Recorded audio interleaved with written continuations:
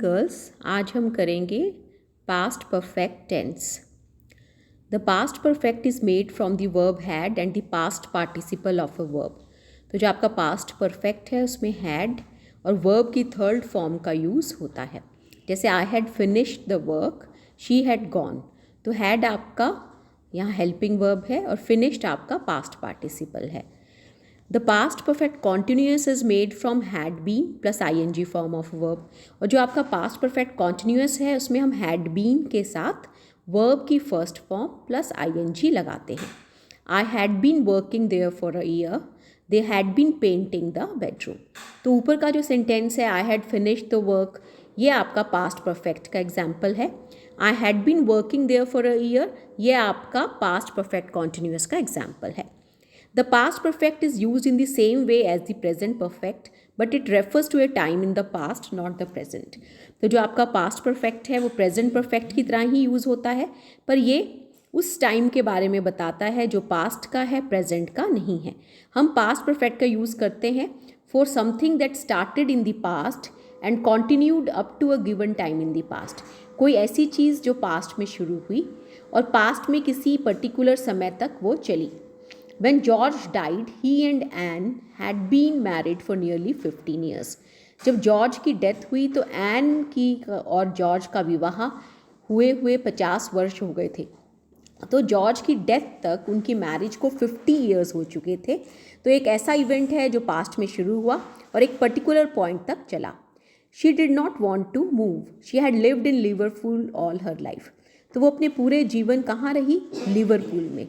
कोई ऐसा पॉइंट जब उसको मूव करना पड़ा या वो करना चाहिए था, तब तक वो वहाँ पर कहाँ रही थी? Liverpool. For this use we often use the past perfect continuous. और कई बार उसके लिए कोई ऐसी चीज़ के लिए जो पहले से शुरू हुई है और अभी तक चल रही है, हम उसके लिए पास्ट परफेक्ट कॉन्टिन्यूस भी यूज़ करते हैं।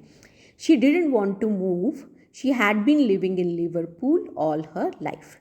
Everything was wet, it had been raining for hours. तो कोई ऐसी चीज़ जो पास्ट में शुरू हुई और अभी तक चल रही है। For something that happened several times before a point in the past and continued after that point. कोई ऐसा इवेंट जो पास्ट में कई बार हुआ और एक पॉइंट तक हुआ और उसके बाद भी हुआ।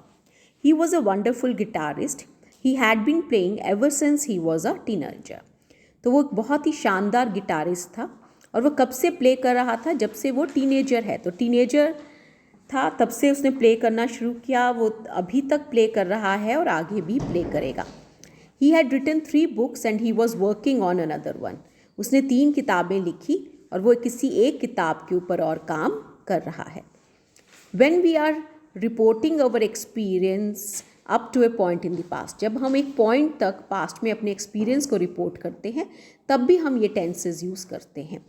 My 18th birthday was the worst day I had ever had। तो आप रिपोर्ट कर रहे हो कि आपका 18वां बर्थडे सबसे बुरा था। हैड यहाँ हेल्पिंग वर्ब है और दूसरा हैड आपका फुल वर्ब है। I was pleased to meet George. I hadn't met him before, even though I had met his wife several times. तो आप अपना एक्सपीरियंस यहाँ बता रहे हो। For something that happened in the past and is important at a later time in the past। कोई ऐसी चीज़ जो पास्ट में हुई और पास्ट में ही आगे किसी समय पर वो महत्वपूर्ण साबित हुई। I couldn't get into the house. I had lost my keys। आपने अपनी चाबी कोई पहले खो दी, पर अब उसका क्या रिजल्ट आया कि आप घर में नहीं घुस सकते। Teresa wasn't at home, she had gone shopping. तो टेरेसा शॉपिंग के लिए चली गई तो उसका रिजल्ट क्या हुआ कि वो अब घर पर नहीं थी। We often use expressions with for and since with past perfect. Past perfect के साथ हम फॉर और सिंस भी लगाते हैं।